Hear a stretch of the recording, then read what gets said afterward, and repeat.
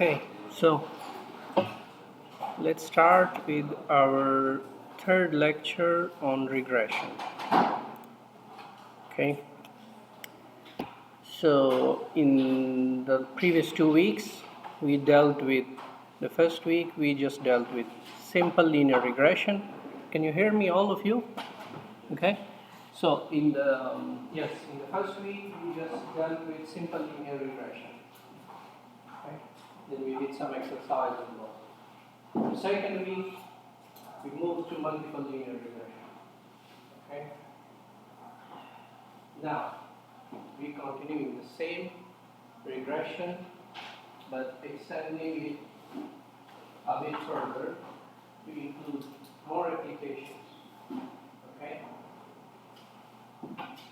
And by that I mean we will have to relax some of the assumptions which we had in linear regression and multiple linear regression. Okay? If you remember, we had some assumptions, particularly the assumptions, if you remember, regarding normality, normal distribution of the disturbance term.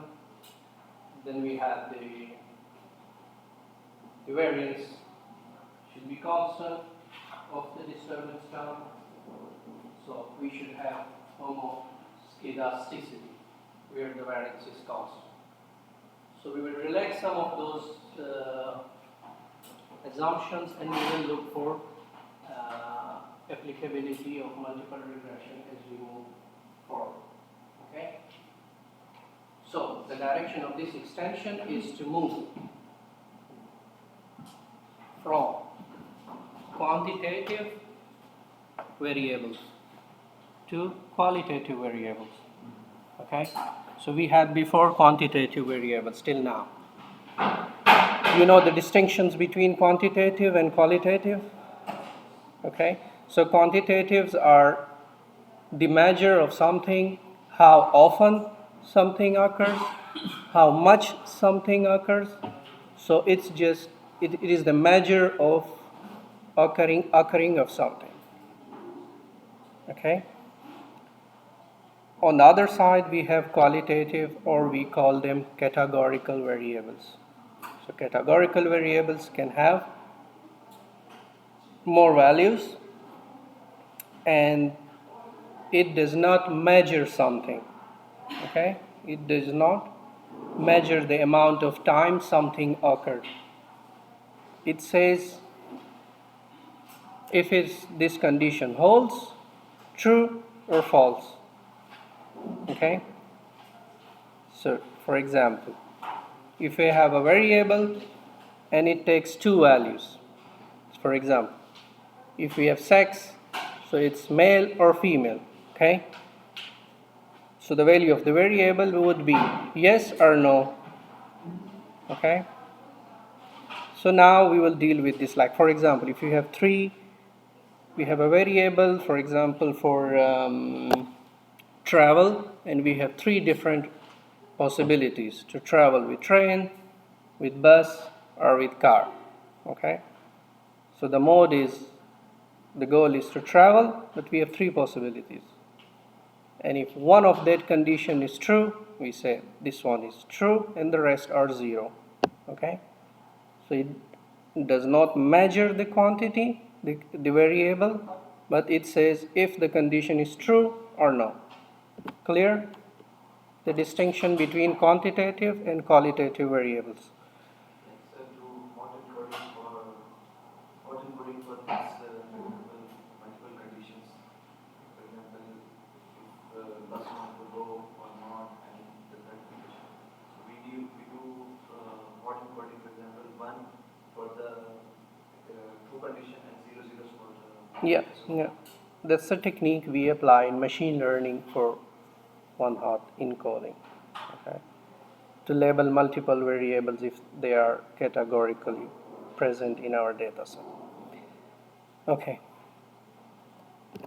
So, okay, this is something now we have made the distinction.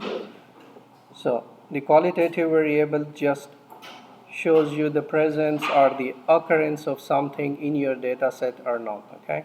So some of the examples are if there is a war happening versus no war, male, female, treatment, control. Okay? Now, how we decode them in our data set? So, in the first case, let's take the example of dichotomous explanatory variable. Dichotomous means when a variable has just two categories. It takes just two options, yes or no. Okay? And we denote them with some indicators, and these indicators are called then dummy variables. Okay? So, if we have an event and we say its value is equal to 1 if the event is present, if the event occurs actually. Okay? And if not, otherwise its value is 0. So if the condition is true, its value is 1. If the condition is not true, otherwise it's 0. Okay? And we can use different values for this binary kind of thing. 1, 0, true, false, yes, no. Okay? Depends on how we choose them. Okay? Now, to really understand what we are talking about, let's have an example of consumptions and income from the US data set. So the data set is from US and it says to us the consumption of certain products with respect to the income per year. Okay? And these incomes are in thousands of dollars. Okay? So what we have three variables here: year, income, and consumption. Okay? Clearly, if you see when we have a time component in our data set, so this is like year, which refers to a certain period of time. Okay? So this means we are now switching to time series data set. Okay? So what is a time series data set? Or what is a time series? A time series is something where you have observation, you have collected a sequence of observations at time t1, t2, t3, up to tn. Okay? So you have a sequence of observation, and these observations internally contains some trend, some pattern. Okay? So if these observation has some trends, for example, the income of a certain family is increasing per month. Okay? So each month they have a small business, each month they sell their products, and each month their income is increasing. Okay? So we know if their income is increasing or decreasing based on what? The data we observed from January, then February, then March, then April, up to December. Okay? So for 1 year. Now, if we shuffle this data, okay, from January to December, if we shuffle them, then we do not have an idea if there is some pattern or if there is some increasing or decreasing trend. Okay, then it's no longer a time sequence. Is the idea clear? Okay. So in a time series, we have to look for two things. Is there a general trend? The first thing. Is there a general trend? And then, is there some periodicity? By periodicity, I mean, is there some seasonality? Okay. For example, you have a measure from some sensor data, okay, per day, and it measures the temperature. So usually you will see a kind of seasoning per day here. So in the morning, the temperature will be low. In the noon time, you will have the peak of the temperature.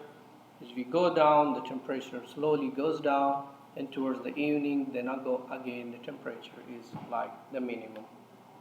If we take this for 1 week, so each day we have some pattern. So two things we have to look in a time series data. Okay, the first thing is we have to see, is there a general trend?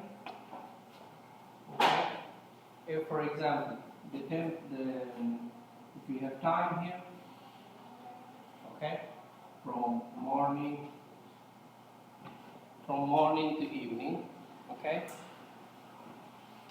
with the time we see if the temperature is increasing or not, okay, for the whole period. So this is general trend from beginning of your data set to the end of your data set. This thing is called trend, okay? So the first thing in time series we have to look for this. The second thing is seasonality, okay? Seasonality is what? For example, now this data we have for 1 day. But if we collect the same data for 1 week, okay, for 1 week, then what would we have? Something like this, okay? This is day 1, day 2, day 3, and we go to day 7. So, for example, we have the beginning, in the morning, we have a down temperature. The temperature is low, okay? In the noontime, the temperature is at peak, okay?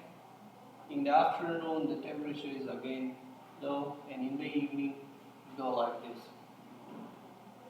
Okay, so this is for 1 day.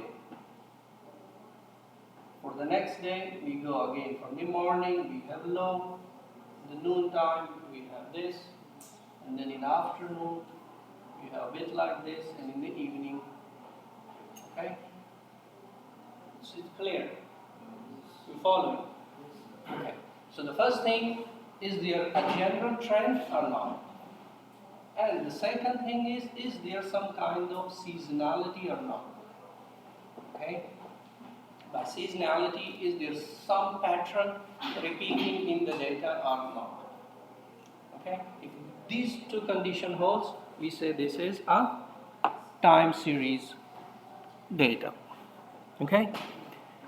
So here, we want to know in this example the consumption of these products based on the income. Okay? Now, if we plot the data set as a scatter plot, we will have something like this. Okay? So, from 1940 to 1950. Okay? And keep in mind that from 1942 to 1945, this is actually the time period of World War II. Okay? Keeping this in mind. Now, if you look to the scatter plot, what you noticed different, or what you noticed strange, or what's here something particular? By looking, if we see, the first thing we notice, as the income increase, consumption is increasing. Okay? But then if we closely look and zoom in our data set, we see the period of Second World War, which is from 1942 to 1945, is behaving somewhat particular from the rest of the data where we don't have war. The consumption is increasing, but it takes a completely different direction from the rest of the data. Are you agree with me on this? Okay. What we want to know now is to model this. But till now what we knew, linear regression and multiple linear regression. If we apply those techniques, we can have two types of models. Either the fitted line would go like this, okay? So we miss everything there. Either our fitted line goes like this, and we miss everything here, okay? So to take into account both these particular scenarios, and in particular this region, which is the Second World War period. For this reason, now the categorical or the qualitative variables comes handy. Those dummy variables will now help us to include also this particular behavior into our model. Okay? Are we good? Okay. So, how to begin? To include the war period into our data set. We say from 1942 to 1945, these years behaves particularly in our data set. So we say, we introduce a dummy variable, and we say its value is 1 if the year in our data set belongs to 42, 3, 45. Okay? If we have data from these years, then our dummy variable will take the value of 1, otherwise 0. Clear? So regression model becomes now this one. We want to know what? Consumptions. So the consumption is equal to the intercept, which gives us the y value, plus the coefficient with respect to the income. We represent the income with yi, plus the coefficient with the dummy variables, and we represent the dummy with di, plus the disturbance term. Okay? So basically, the dummy variable for us is the period from the Second World War. Okay? So this is our model. Now, the single model can act now two separate models based on the value of the dummy variable. We have a single model, but it now acts as two models. Okay, how? If the value of the dummy variable is equal to 0, this means that the data we have, there is no war. Okay, so what we have left in our model is consumption is equal to the intercept plus income plus error. So here we do not have the dummy variable. Okay, if the value of the dummy variable is equal to 1, this means we have war. So what happened then? The coefficients from the intercept and the dummy variable, they adds up. Okay, remember what is the intercept? The intercept actually tells you where is our observed value, where is our fitted value. Okay, so for example, we are here, so this means our intercept is here. Okay, this for us is the value of beta naught. Okay, so this is in the case of when we have no war, when war is equal to 0.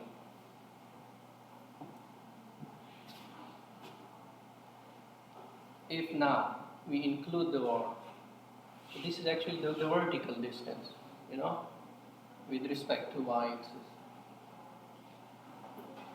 So we have beta naught, then we have what? Plus beta 2. So this means this vertical distance will change. depends on the value of beta 2. If beta 2 has a positive value, this will shift up, and this means we will have increase in consumption. If beta 2 value is negative, so come down and we will have less consumption. Are you getting the idea? Okay. And remember the slope beta 1, it will remain constant. It has nothing to do with the intercept. Okay? Because it is purely related to, this coefficient is purely related to the income. Okay? It has nothing to do with the intercept y beta naught or beta 2. Okay? Now, if we introduce this dummy variable into our design matrix and we have intercept in our model, we remember the intercept column was always equal to 1 because it's a constant value and each observation has its own intercept. So we call this as 1. So each time then we multiply the new intercept. So remember, in the design matrix, the first column is the column for intercept and its all values are 1. Okay? The second column is for income. Okay?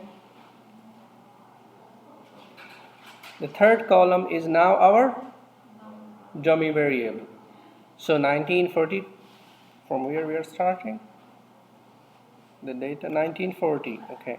1940, 0. Dummy variable is 0. There's no var. 41, 0. 42, 3, 4, 5. We have var, so we have the value equal to 1. And in this region we will add the two betas, beta 2 and beta naught. Yes? Okay. Now, so this is our model. Okay? Consumption is equal to beta naught, the intercept, plus income, plus the dummy variable. If we fit this model in MATLAB with fit LM function, okay, we will see we can do this like this. Okay, so how we do this in MATLAB? We read our table, okay, the data set. We define the dummy variable. And the dummy variable is from the data, we take the column of year, we say greater than or equal to 1942, and the column year less than or equal to 1942. Okay? And then we add this dummy variable to our data set. So to add a new variable or a new column into a data set, what we do is to add variables, add a new variable. So add var. Okay? In the previous data, we add the dummy variable, but we add this dummy variable before the consumption column. Okay? So that's why. Yes, because MATLAB understands, so there is a clear distinction between what's our input columns and what's our output columns. Okay? Yeah. So here, when you are fitting you say to it consumption, and the prediction variables are your income and dummy. Okay? This is how we do it in MATLAB. Okay. We get these values. Okay? If you look at a dummy variable now, the estimate for beta 2 is what? Minus 55.46. What we said, if this beta has a value of negative, what happens? Yeah, exactly. So this is the first point. The second thing, if you notice about this, the p-value is extremely low, 10 raised to the power minus 5. We had a rule of thumb, if you remember, If in any case the p-value is less than 10 raised to the power minus 2, then we say this quantity or this thing is significant to us. Okay? Keep this in mind. If p-value is less than 10 raised to the power minus 2, we say this quantity for us is significant. So we are noticing two things here from the coefficient of the dummy variable.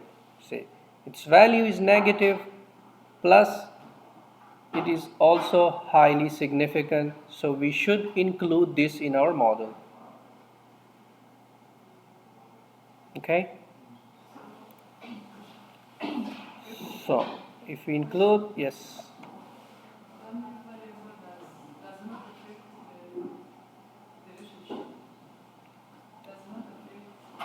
Which relationship?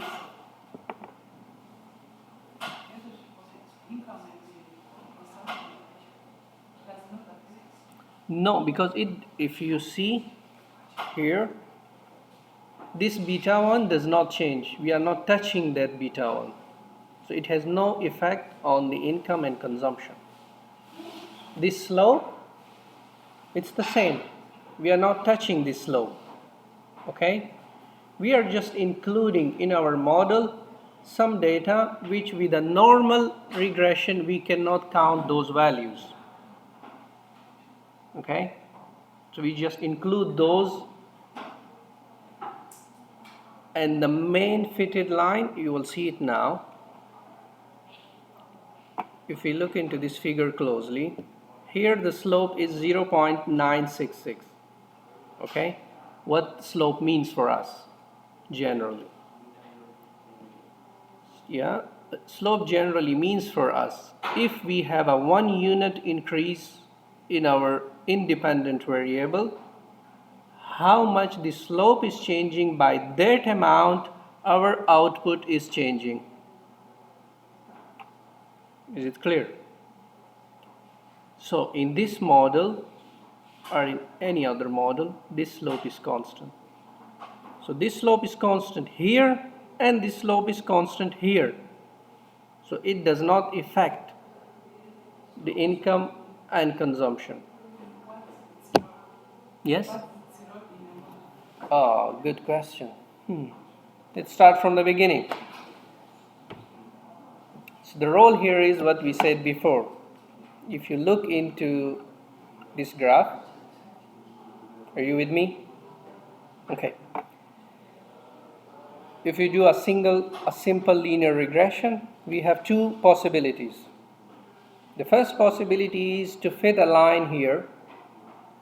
If we fit a line here, we miss this data. True? And the second possibility is if we fit a line here, we miss this data. True? Okay? Now, we need something to take into account these two values together. For this reason, we need dummy variables. And those dummy variables, what they do? They say, in our model, this is our full model, okay? Beta naught, beta 1, this is income, and these are dummy variables. So our full model can take two different streets. The first direction is, if its value is equal to 0, this means these dummy variables are absent in our model. So we will just count for the years without war.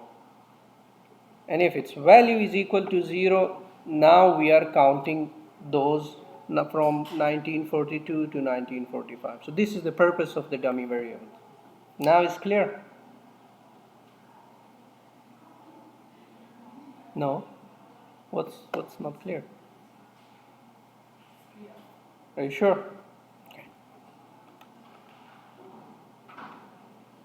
Okay, so looking closely here from the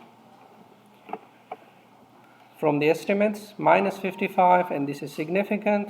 So the graph looks like this. We go the consumption decreases by minus 55, and this is like 55,000 euros. Okay, so the consumption decreases by this. Remember, this slope and this slope is constant, but we have just this shift. Okay, and we took these values into account with the help of dummy variables or with the help of categorical variables. Otherwise we would not be able to do this. Okay, are we bringing the point home? My question is, how is it possible that the second line is satisfy the best satisfy the rule that it minimizes the square residuals? Now we will see the next slide, and if still your question is not answered, ask me again. Okay, similarly we can do the test, the t-test, which we know is beta, the value of beta divided by the standard deviation or the standard error. Okay, so beta 2 has minus 55, its standard error is this. We divide this, we can have the t value. Okay,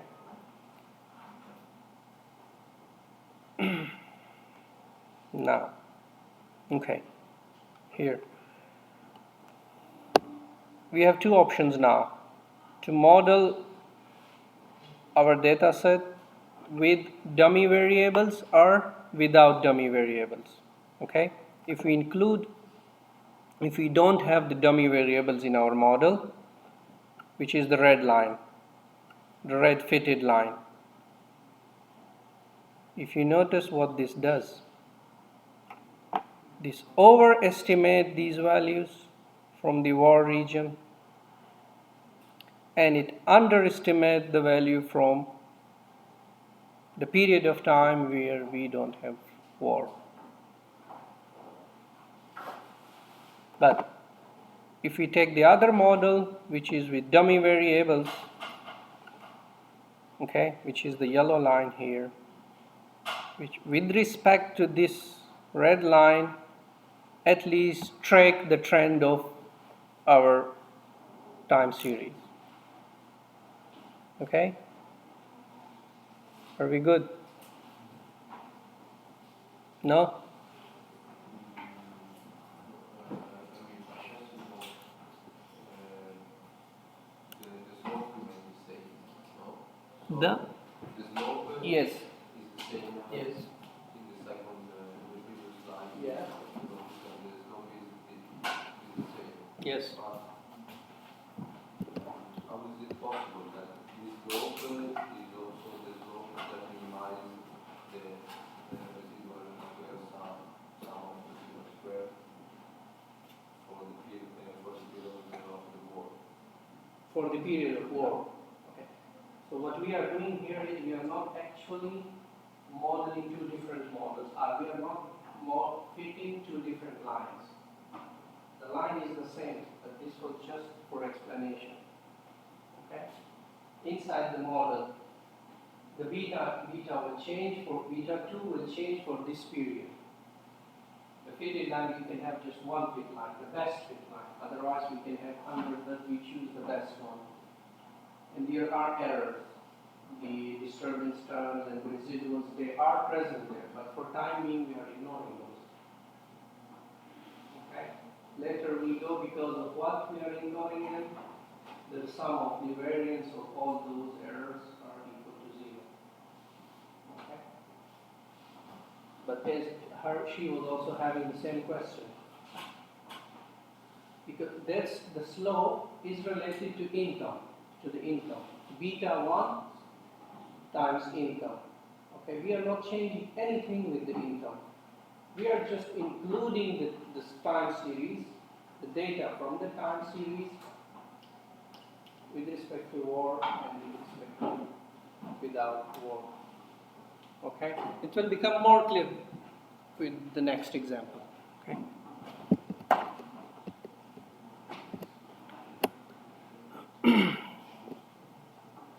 Yes.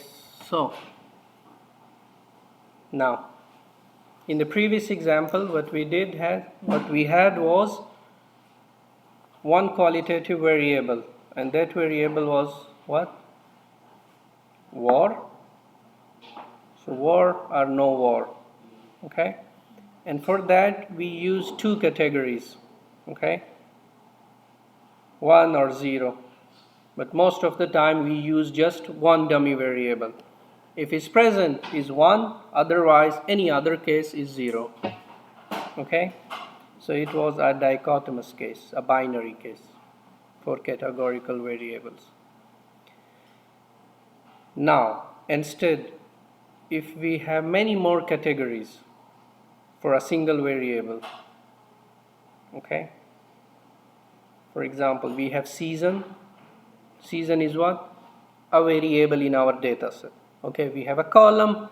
The column title is season. And then we have 4 seasons inside. So those 4 are categories inside our variable. Okay? So for example, we have 4 seasons here in this variable. Now how we can include these into our model? This is the question. Okay? So suppose that we have m categories for a variable. We introduce a dummy variable, just we did for the previous example. We say if the observation belongs to a particular category, we say its value is equal to 1, otherwise is 0. Okay? But we also know that the last category, 1 minus the last category, we can get it directly. What I mean by this, so we have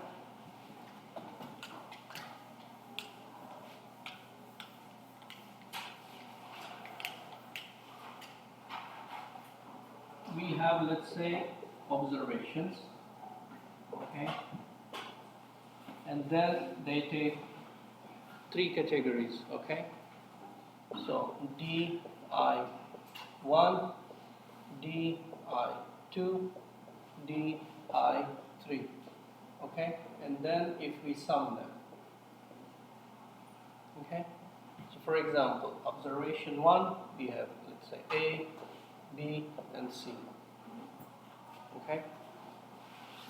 If this is to be true, its value should be equal to 1, the rest would be 0, okay. If this is true, we have 1 here, this is 0, this is 0, okay, and similarly here. If we sum all of them, so each row has just one correct answer, is one correct condition to hold, the rest are zeros.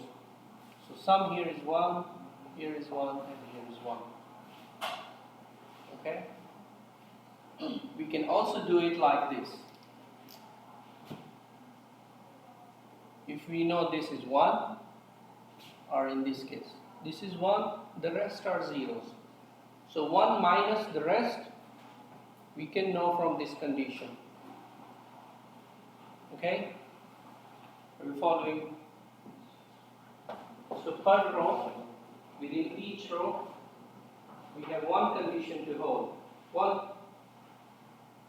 category should be true, the rest should be equal to 0. So 1 minus the rest is 0. Okay? If we have this condition, 1 minus all the rest is 0, this is called perfect collinearity. Okay? And this is the problem of dummy trap. Well, what we mean by this is, if in our model we have the intercept, we know all the intercepts are equal to 1, and if we include all the dummy variables, and we also have the intercept, and those values are also equal to 1. Okay? So now we have the intercept and we have also the dummy variables.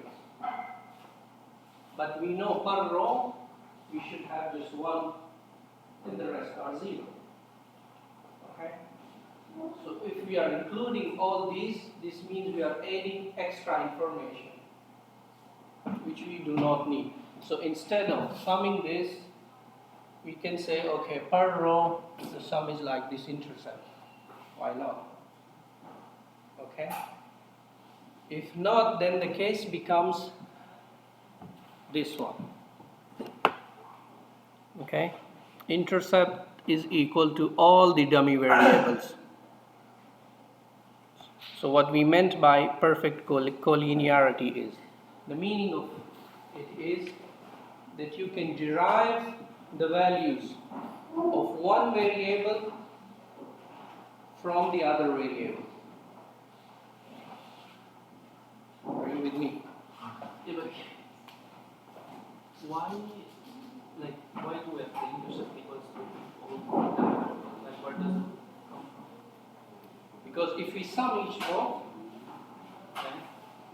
we have one condition to be held, and that condition is 1, the rest are 0. And in our design matrix, we say it is equal to, intercept is equal to 1. Because So- it's like we get the intercept. Yes, column. yes. So We in do our ones. design matrix, we said, if this is our design matrix, if you remember what was our design matrix, X, X transpose, and we said the first column here will be equal to 1. Yeah, because we get all equal ones. Yes, all the columns, the constant. Okay? So if this is the case, and we include the intercept plus the dummy variables, then we have a problem. Okay? And the problem is this. If you remember when we were estimating beta, we had this. Beta head was equal to X transpose X. We could inverse this matrix and this. Okay? We estimate beta with the help of these equations. Right? And we said here this X transpose into X is a full rank matrix. Remember? So if we have a full rank matrix, it means that all the columns are independent. Okay? If all the columns are independent, that's why we can use the least square criterion to find the minimum value for the residuals and have a best fit line. Okay? But the problem here now is when we have this condition, the perfect collinearity condition, this one, then these columns are not any more further independent. They are now correlated. Because from one variable, intercept is equal to sum of the rest. So you can find one variable from the sum of others. So this means they are dependent on each other. Okay? If they are dependent on each other, then this matrix is what? Not a full rank matrix. Because now the columns are perfect. So, if this is not a full rank matrix, we know. If a matrix is not full rank, we cannot take its inverse. If we cannot take its inverse, then it is not suitable to find least square criterion, to find the minimum error.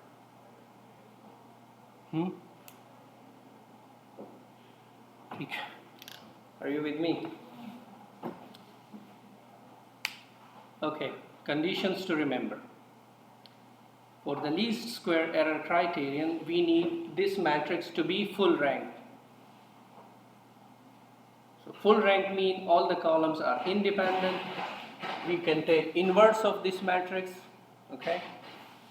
But when we say if we have this collinearity, then these columns are they are correlated. If they are correlated, this matrix is not a full rank. The columns are correlated. We cannot take inverse of this. If we cannot take inverse of this, then we cannot have a ordinary least square criterion. So the solution for this is to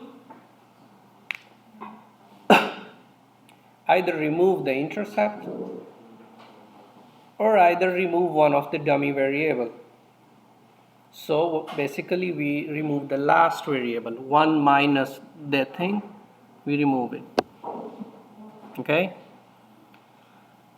So to solve this problem, solution with us is either to remove the intercept or either to remove the dummy variable. Okay? And if we do this, we have two equivalent parameterizations. The first one is no intercept. Okay?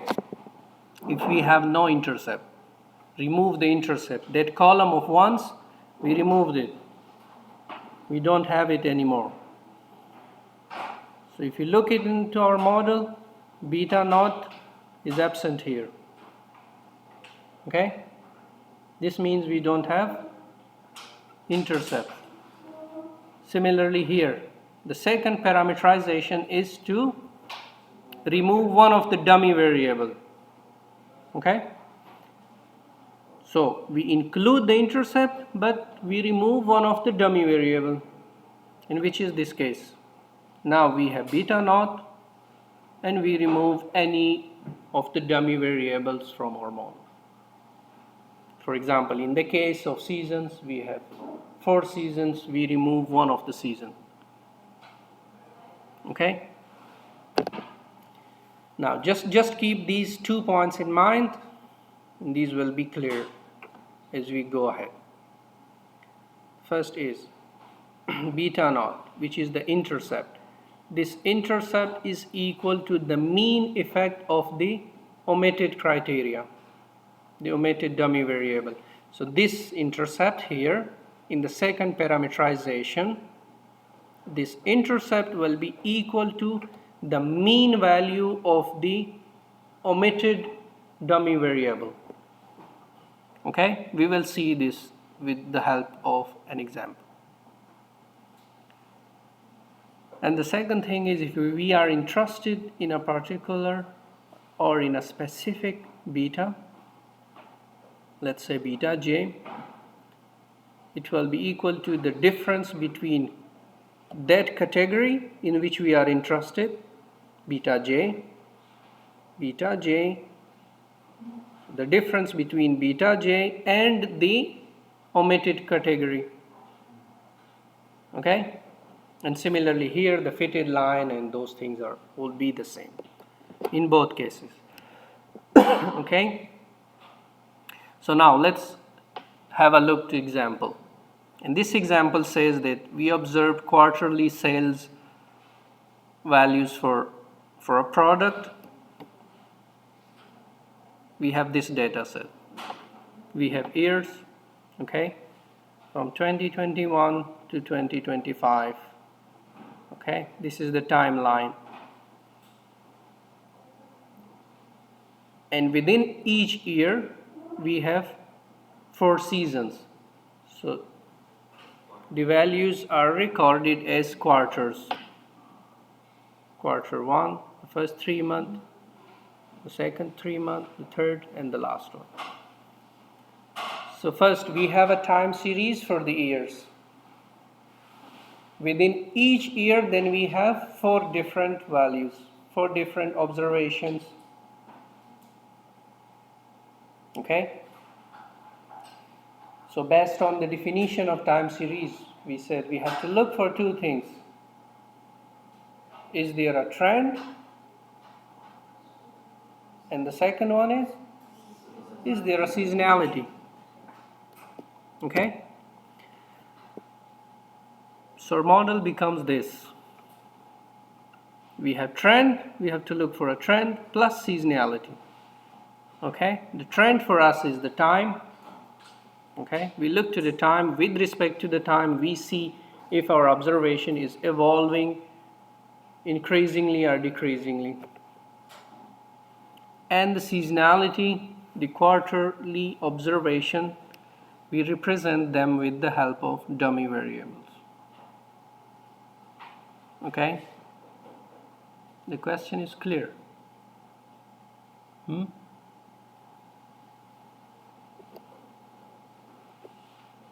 Okay, now as before, we said we can have two options now. We have to model it, our model in two ways. One way is to include the intercept and remove one dummy variable. And the other model is to include the intercept, to remove the intercept and have all the dummy variables. Okay? Yeah, we can see.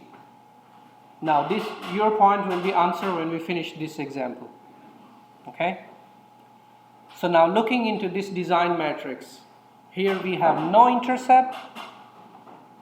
We have no intercept, but we have 4 seasons. We have all the dummy variables, no intercept. Okay? So we encode it like this. Is clear? And in the second parameterization, we have the intercept and we removed one dummy variable. In this case, we removed the winter season. Okay? So we have the intercept plus 3 dummy variables and we remove the winter season. Now for us, this winter season is a reference. Remember this point. The variable or the category which we are removing becomes for us as a reference category. Okay? Are you following? Okay. So we have 2 models. Models can be written now this shape. Without intercept, beta naught is not here. We have all the dummy variables. B1t, this is what? For the trend. Okay? So we take trend into account plus all seasonalities, all the 4 quarters. Okay? Without intercept, with intercept, so we have beta naught plus trend and we remove the winter, okay, season. So we have just 3 dummy variables here now. Before we had 4. Okay? If we fit them in MATLAB, for example, for the second parameterization where we have the intercept and we remove the winter season, it's how to interpret these results. Okay? So beta naught is intercept, which is a constant value, takes this value. Beta 1 was what? The trend. Okay? This is the trend. Are you with me? Okay? So the trend is 5.1. Then we have beta 2, which is this, and in our case, this is the season of spring. Okay? So, we conclude from here is that the trend is a positive value. This means we have a general trend of increasing, and it's increasing per season by 5.1 thousand euros. So each season we have this increase. No, each year. Okay? And for the spring, we have minus 56. Okay? What this means. Before I said to you, remember this point.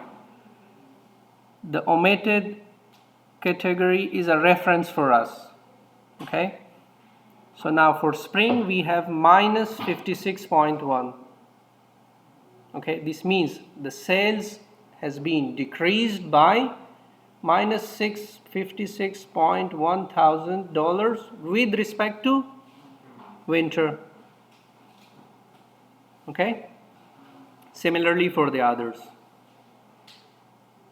Okay, now looking into both models. Okay, one with no intercept, the other with intercept, and removed one category. As we see here, now noticing to the results, the trend in both models is the same. Okay, here and here, 5.1, 5.1. Okay, as I said to you before, we have to remember this point. The intercept is the mean value of the removed category. Okay, so here we have removed this value, but here we have the winter. Here we have all the dummy variables, here we don't have. Here we have the intercept. So the model where we don't have the intercept, that intercept value is equal to the variable we removed from here. Okay, so we remove from here winter. If we look to the value of winter, which is 311, coincides with the intercept in this model. Okay, similarly, if we see, for example, the spring value here is minus 56. Okay, if we minus these values, for example, for the spring, 254 minus the reference category, so 254 minus 311, we get minus 56, which is the value of spring. Okay, are you with me? Similarly, for autumn, this value 288 minus the reference dummy variable 288 minus 311, we have minus 22. If we look here, is the same value, minus 22. Okay, so conclusion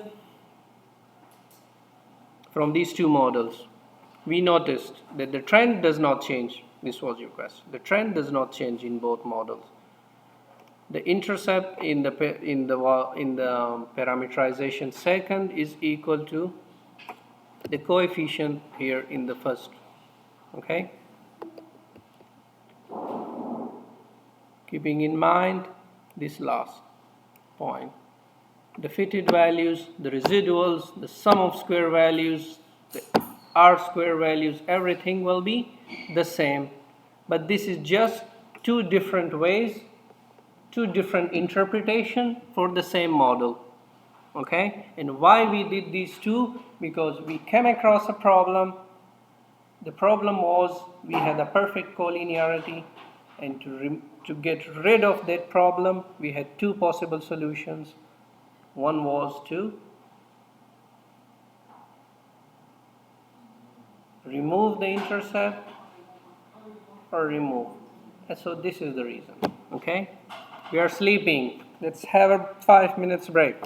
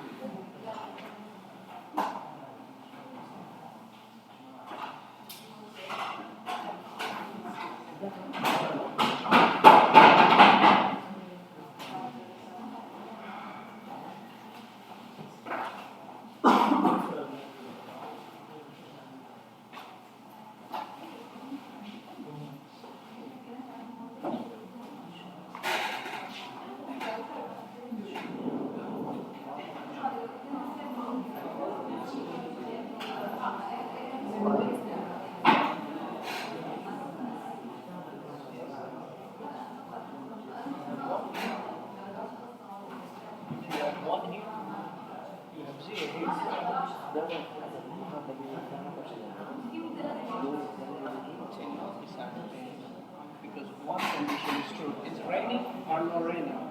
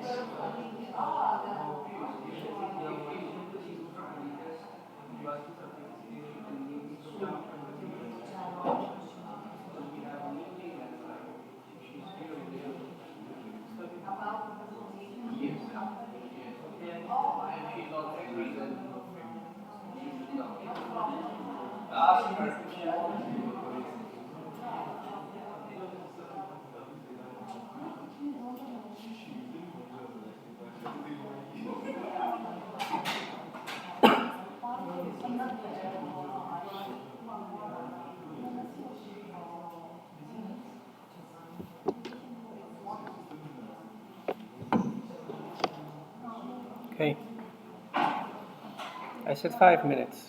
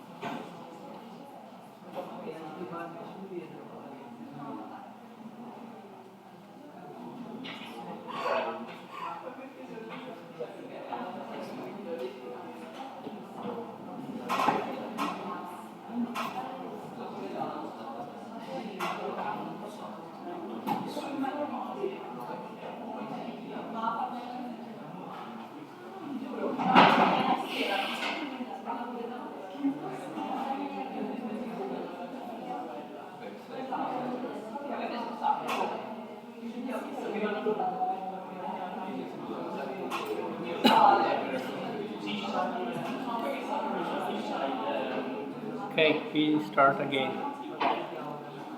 Said 5 minutes and we had 10, so more than enough.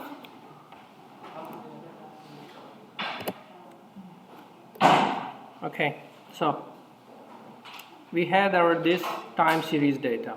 Okay,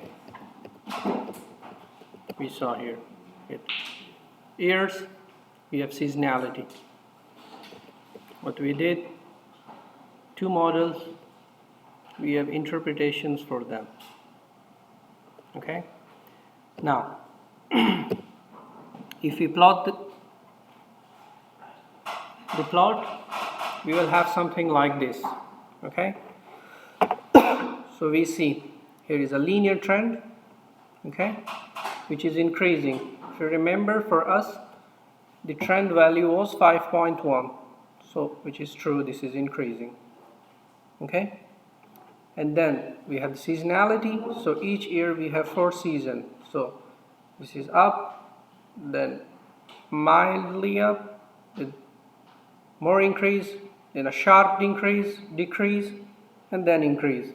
Okay, so these values corresponding to these values, minus 56, minus 19, you have a sharp increase or sharp decrease.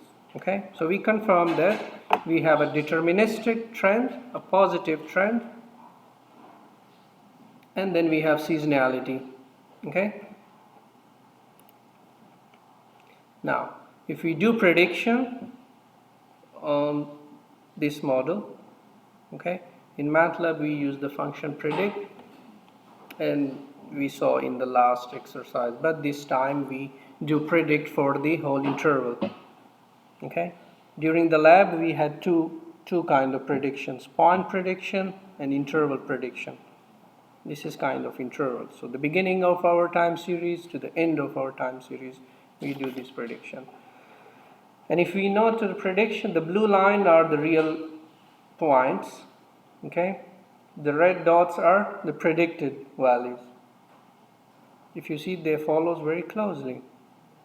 This means we had the residuals are very small. And this is confirmed also by the value of r squared. Its value is high. So this means the original and the predicted are very close to each other. Our model has more or less all of the variability has been captured by our model. Okay? Now, there is also another identity which is true, and that identity is if we sum all the coefficient of the seasons, we will get result equal to 0. Okay? Then this means that our intercept is the average of seasons, meaning look to this graph. Okay? Here is positive, then we have a mild positive, this, so there is positive and negative, positive and negative. The season is going like this. If we sum the positives, sum the negatives, we will then get an average value, and the sum of these positive and negatives are equal to 0. So the average value for us is then the intercept. Okay? If we sum all the seasonal values, seasoning is what? Up, down, up, down, up, down. Some kind of pattern it is following, some season. So if we add all of them, the result is 0. Okay? And this is the intercept for us.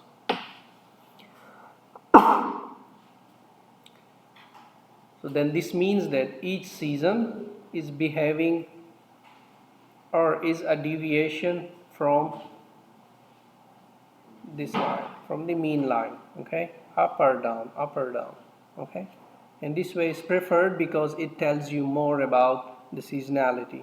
How much it is deviating at a certain point. Is it increasing or is it decreasing? Okay? Following me? Okay. Now to back what we have said with real numbers. Okay? So we said the intercept is the average of seasonality. So the coefficients for each season we have this for all 4 seasons. If we add them up, divide by the total number, we will have the average. And this average is the intercept. And its value is, in this example, its value is 286.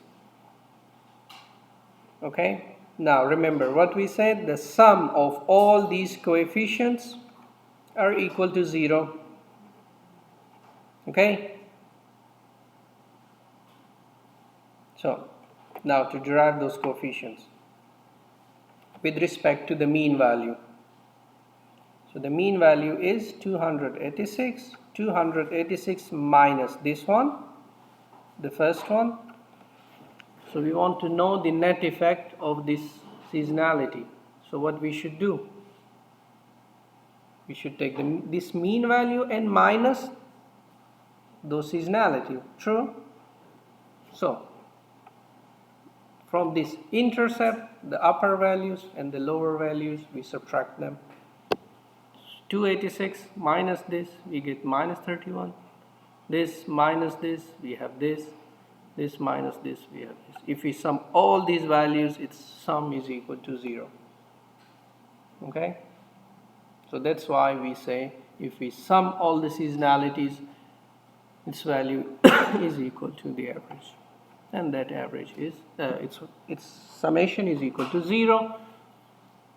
Okay? And we proved it here. if we subtract them from the mean value. Now, just to remind, what we have in our model now, this extension of multi-regression model. We have the intercept, okay?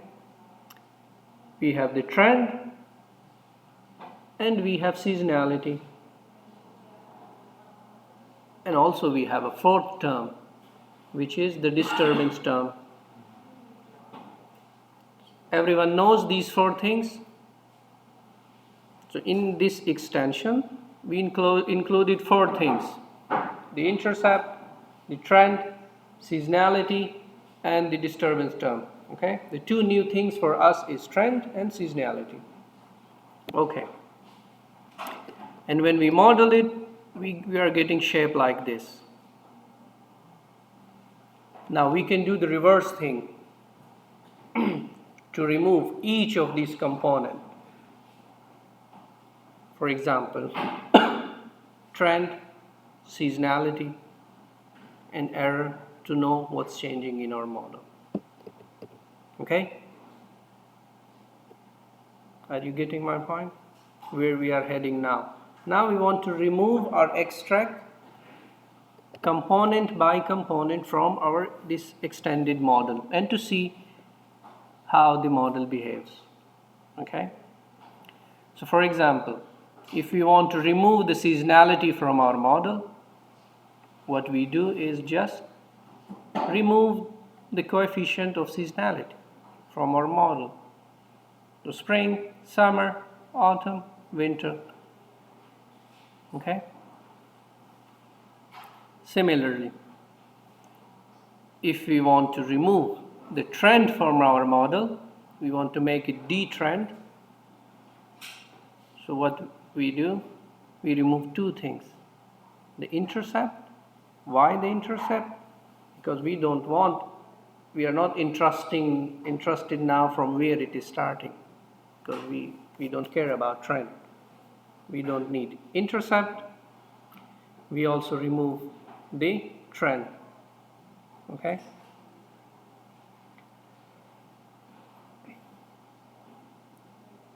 Finally,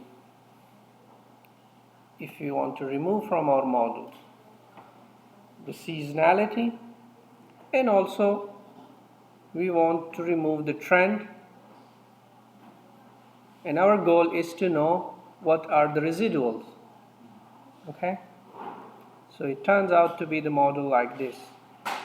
We remove the intercept, we remove the trend, we remove the dummy variables, which are seasonality for us. This will give us the residuals, the errors. Okay? It's clear? We want to do three things now. One, to remove seasonality, so we remove all the coefficient of seasonality from our model. In the second exercise, we want to remove the trend. So for the trend, we remove the intercept and the trend coefficients from our model. In the third case, we want to know the residuals, so we remove the rest of the things from our model. What's remaining would be residual. Okay? So in the first case, if we remove all the seasonality, okay, we get something like this. You see, before it was this. You can clearly see here we had the seasonality. True? But when we remove the seasonality, it turns out to be this shape. Now clearly we see there is some kind of, you can see seasonality, but the clear evidence for seasonality has been removed. Okay? So the remaining, it shows to us the same upward trend, okay? In the second case, if we want to remove the trend, okay, with the trend, remember we said we also remove the intercept. So we get something like this. If we remove the trend, it turns out that the remaining thing is just seasonality. Okay? So we see up, down, up, down, up, down, up, down, up, down. Okay? We don't have any more the trend here. So we now don't see the increasing graph or the increasing plot. Okay? Because we remove the trend. And the seasonality oscillate around 0, around the mean value. Okay? Now, the last exercise was to remove everything, so we should know how the noise or how the residuals are behaving. So if we remove the intercept, remove the trend, remove the seasonality, so it turns out that the residuals take this shape. You see, which is kind of noisy. Okay? And the residuals takes like irregular shape. Okay? But still, if you see, remember this point, okay? This is the key point which we will touch on later. Still, if you closely look to this noise, it's kind of following some pattern. Okay? Keep this point. Our residuals are what? Are noise, but still you can sense there is something happening. Okay? So it's up, down, then up, then down, up, down. Okay? So there is some kind of pattern. Okay? Keep this in mind.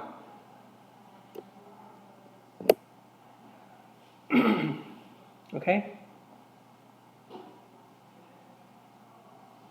Now, moving ahead.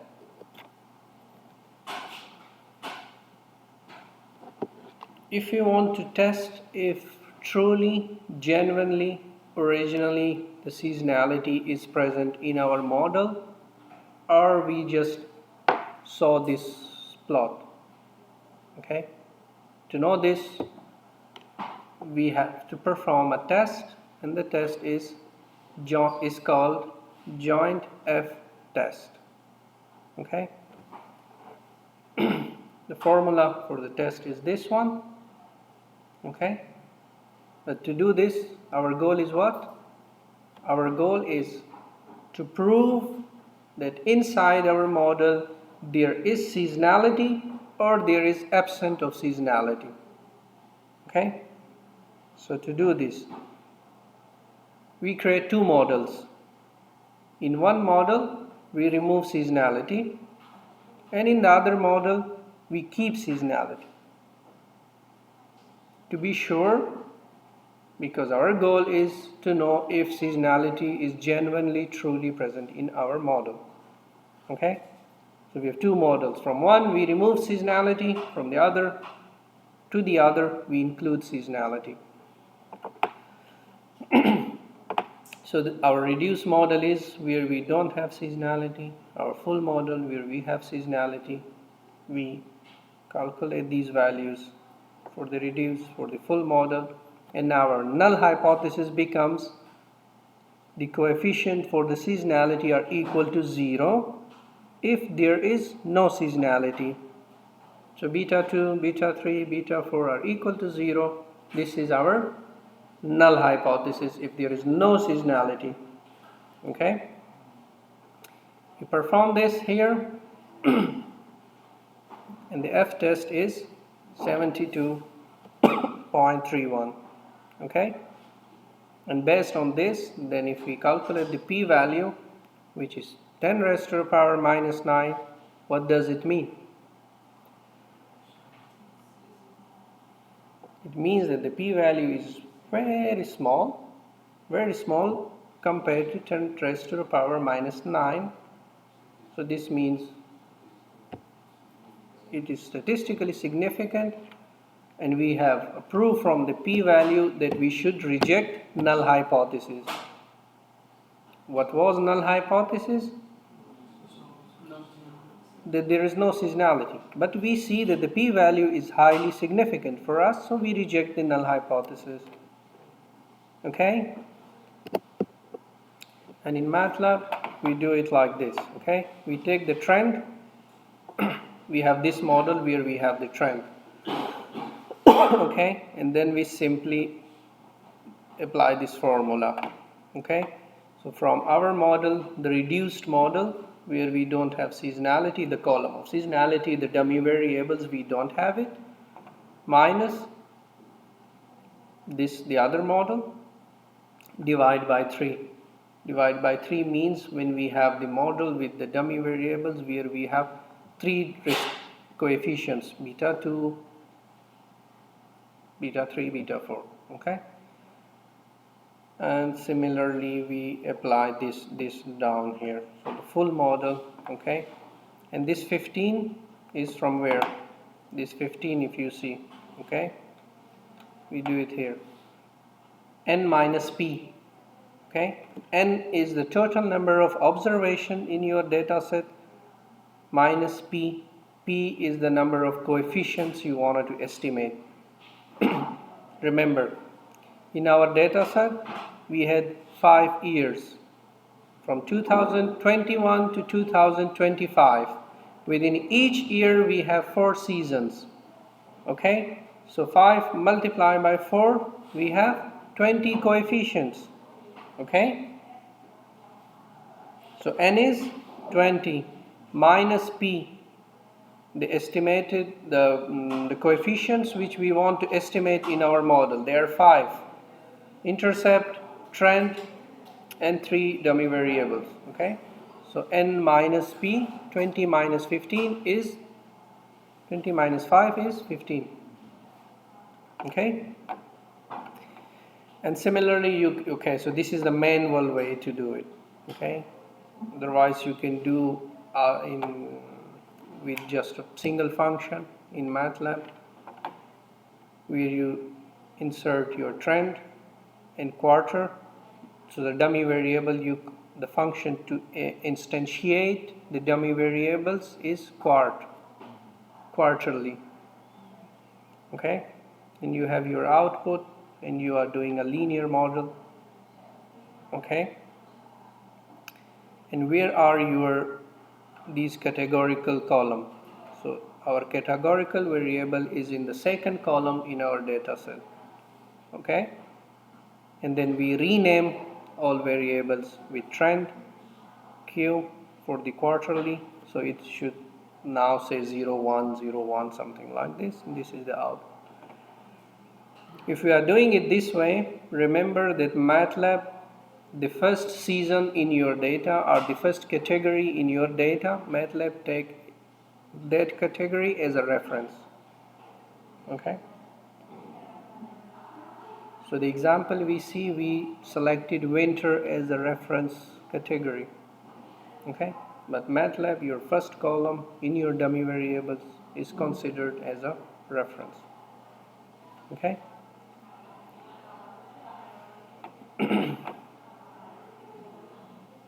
now previously we just said, like, we have tested a null hypothesis with a particular beta 1, beta 2, beta 3, but we can have we can test the null hypothesis with a linear combination of other betas. So we can have also different conditions for the null hypothesis. So till now we were used to see the null hypothesis beta is equal to 0, but we can have different as well. For example, we can fix our null hypothesis as beta 2 equal to beta 3, or the linear combination of these equal to 1, and then we check the hypothesis if this is true or false. Okay, similarly for the others, but here we can have multiple combination of this. Okay, we don't know how many combinations we can form from here, so we need a general rule, okay, for these combinations. And the general rule is the null hypothesis is equal to C times beta equal to a constant, and this constant majority of the time is equal to 0, or you choose another value for this small c, which is a vector. Capital C is a matrix of constant value and beta is a column vector of the coefficients. Okay? For example, if we have a case, we want to test beta j equal to 0. So we have just one entry in our row vector, which is 1, the rest are 0. So this is our C vector. We multiply, so C multiply by beta. Okay, so this is C, beta is column vector, beta 1, beta 2, beta 3, huh? If we multiply row by column vector, what we will have? That beta and 1, okay? So this is our C. We have just 1 here, the rest are 0, okay? And then here we have beta. So beta I, beta j, and beta n, okay? So just simple multiplication. All the rest of the terms will equal to 0. We will have this just this beta j, beta j. Is it clear? Huh? Multiplying two vectors. One is row, the other is column. Then all of the values are 0. Just you have two entries. So you will have these two. And that's why we have, by multiplying these two, we have beta I. Okay? And we say beta I, to test beta I is equal to 0. So this is the usual test when we do after this, the t-test, and we see if this is true or not. Similarly, we can have others, can take this shape, for example, beta 2 minus beta 3. So we can have 1 minus 1 in our row vector. Okay? And if we have a condition like this, where we want to know for the whole model, so we say beta 2 equal to beta 3 up to beta k, and we say all the coefficients are 0, just like we said before. If we don't have seasonality, all the coefficients are 0. If all the rest of the coefficients are 0, this means we have just the coefficients of the intercept. Okay? So this way we can perform the overall test on our model, the overall F-test on our model. Okay, let's go ahead. Okay, just remember this formula. Okay, this is F-test for the linear restrictions. Okay, so you have this C beta equal to C. When you do all the manipulations, you get this value, this equation for F. Okay, where key is a constant value, it's the rank of the matrix.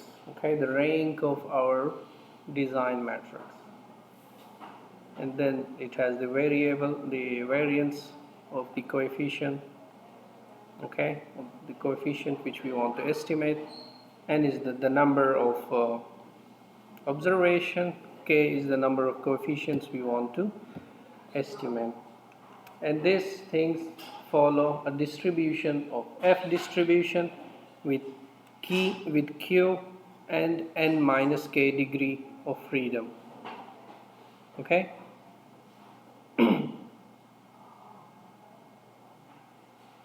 Okay. Now, for example, a special case here, if the value of Q here is equal to 1, so denominator we have nothing, we have just this value, and this value coincides with the square value, if you remember when we were doing the t-test. Okay? Also we mentioned there that if this is the condition, we want to test the null hypothesis equal to 0. This is the case in the F distribution is equal to the case in the T distribution but square it. Okay? Let me say it again. Let me rephrase it. If we have a condition where q is equal to 1, if q is equal to 1, we have nothing in the denominator. So this one then takes the shape of t squared. So if we calculate t statistics, and what the answer we get is square it, we square the answer, that value will be equal to f distribution. Okay?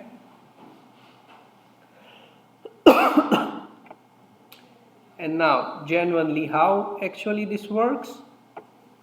So if you want to test for seasonality, if seasonality is there or not, so beta 2, beta 3, beta 4 is equal to 0. Okay? So we will have a matrix like this. Okay? Something like this example. Okay?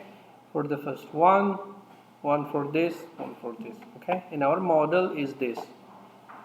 We have intercept, trend, and seasonality. What we want to check here is if this seasonality is present or not. To check this, we say, let's suppose the null hypothesis is all these coefficients are equal to 0. And it takes then this shape. Okay? So we are not interested in the intercept and in the trend, but we are interested here. And you can do all this f value and p value for which we have seen all the equations in MATLAB very easily. Okay? If you are interested in this case to know seasonality, you define your C. So our C is the first two columns are equal to 0, so which is 3 rows, 2 columns, zeros. Next we have an identity matrix. Okay? So this is our C matrix. And then to know the p value here, we say this. Okay? For the season. And the f test for the season, it takes this argument. And then the number, the degree of freedom. Okay? So you can also use this. Okay? The coefficient test equal to the model you have fitted. Now C, which is this. Okay? And usually this C by MATLAB is assumed to be equal to 0. And also in our case we assumed it to be 0. Are you with me?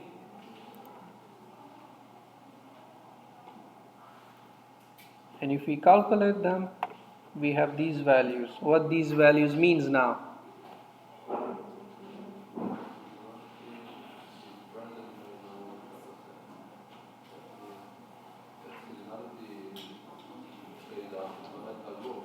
Yes, so what we do with the null hypothesis? Do we accept the null hypothesis or do we reject it? We reject it. And the reason for rejection here is that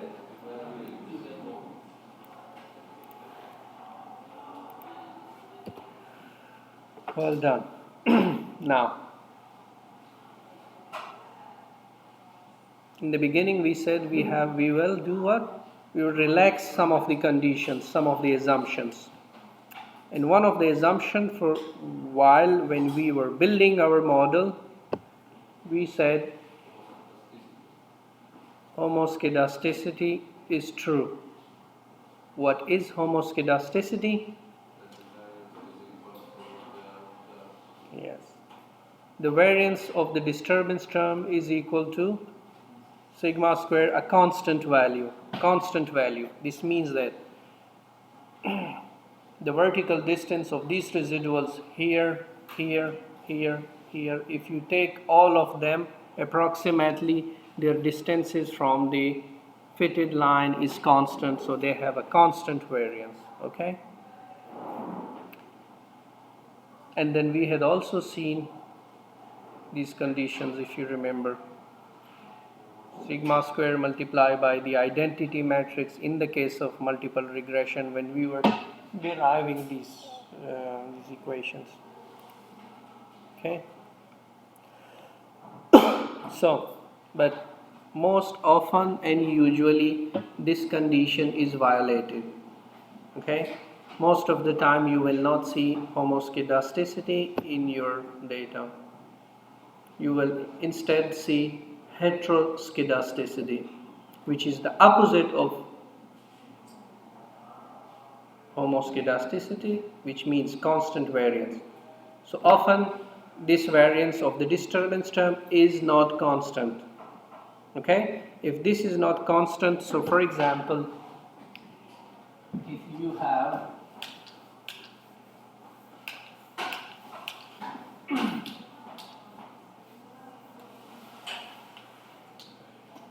so if you have, let's say, homoscedasticity, okay, constant variance, so your residuals may be here, here, here, here, here, here, here. If you see, they are more or less taking this constant shape, okay. They're very close to the vertical distance, are very close, and approximately if you sum all of them, their variances is constant. Now what is heteroscedasticity? Where the variance is not constant. Then you see something like this. These residuals goes out, okay? They then take shape like this. So it fan out, okay? From the constant region. So maybe in the beginning you have something very close here. But as you move in your data set, these residuals will go like this. Okay? And why this? We will see those problems.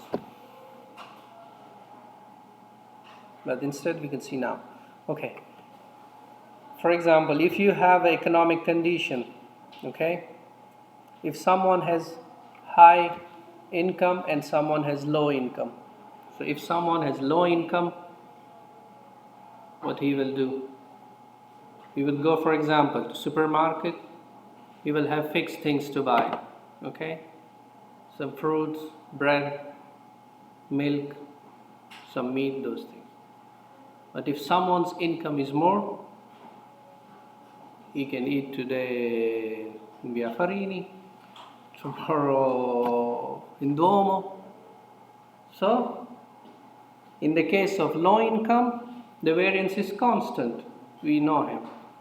But in the case of higher income, we don't know where this guy has to go tonight. Okay? So that's the difference. So the variance is different in the case of heteroscedasticity. Now we have a test for this to see if the variance is constant or not in the time series. Okay? And in this test, what we do, suppose we have a time series from t equal to 1 to t equal to t. Okay? What we do is we split the whole time series into two sections. Okay? So this is, let's say, our time series from 1941 to 1988. Okay? What we are trying to do here is to see if the variance is constant or not. So for this we have to perform a test. And that test is we split this time series in the middle. Okay? We split this in the middle and then we take all the residuals here, then the disturbance terms, and all the disturbance terms here. Okay? So this is x, this is y. We divide x by y. Okay? So something like this. Okay, for the first half of the time series, for the second half of the time series. But this is not correct. Why? Yes, we cannot derive these disturbance terms from the observed value because they are not natural. Okay? Remember these things. So we replace them by what? By residuals. So with the help of residuals, we can then find these disturbance terms. So still the same situation. Whole time series divided into two equal parts. But now residual from the first half divide by residual of the second half. Okay? But still there is another problem. And what is that?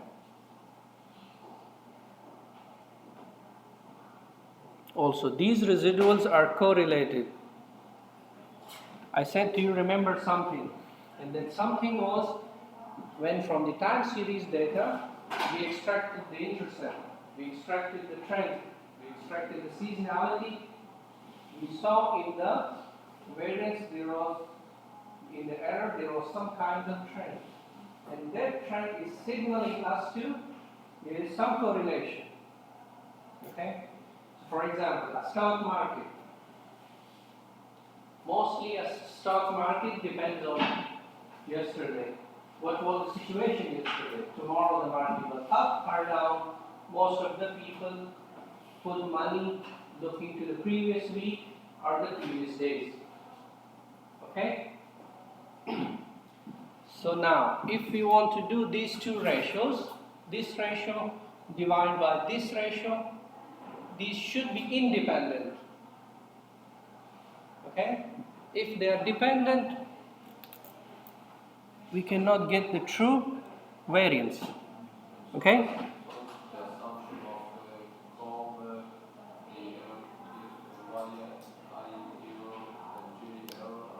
Equal to 0 does not hold.